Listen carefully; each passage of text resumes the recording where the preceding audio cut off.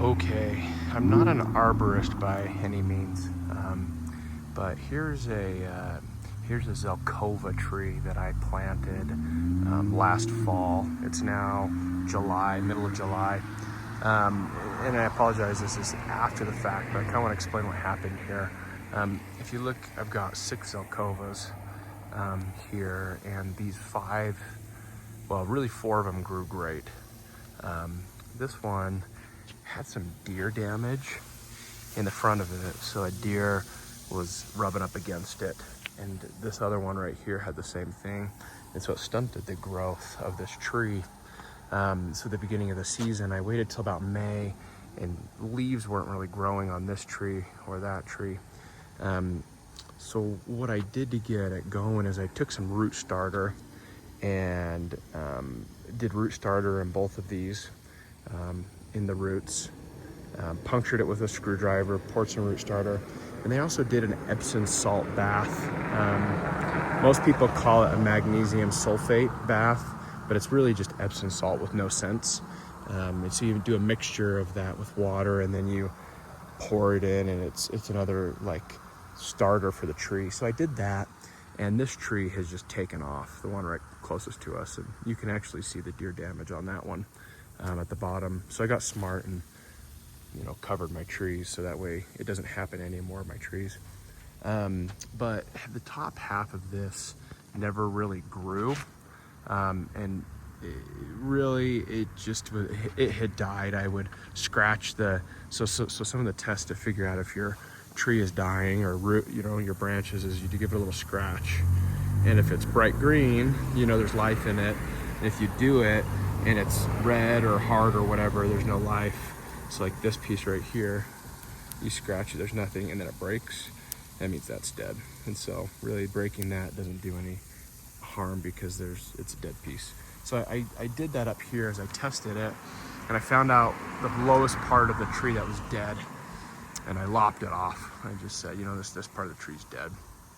And a lot of the things is that now that I've got this tree, I need to do a new leader, a tree leader, so that way the tree continues to grow up.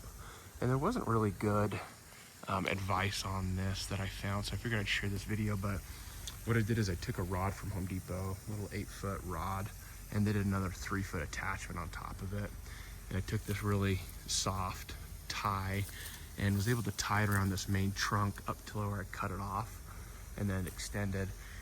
And you can see right here, this is where I cut it off. You can actually see the dead spot right here. It's dead above that, and then everything down here is alive.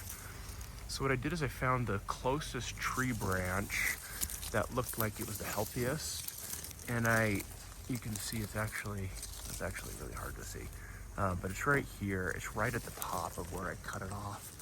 So what I did is I grabbed it and I tied it up along this top of this rod to create a leader, so that way that piece of the branch grows up instead of out. There's kind of the debate that I've seen that some people would have taken a more mature branch like this one because it's a little stronger, more mature, and you could reshape that and have it grow up so it's taller.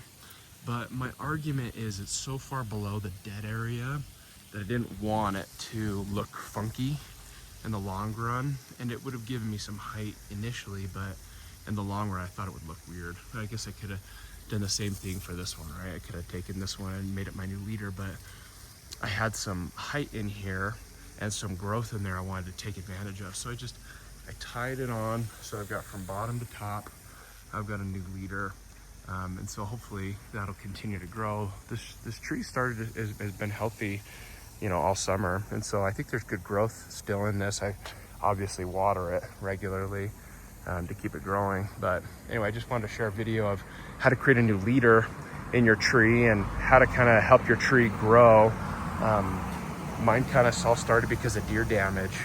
And so I guess the first thing you should have done is protect it from deer damage, and I wouldn't have been in this mess. 4 of my other trees didn't have it, but this one was kind of gnarly. But hey, we're gonna revive it, and it's worth it for me because these trees are $300, $400, and I didn't want to have to start over. So anyway, There you go.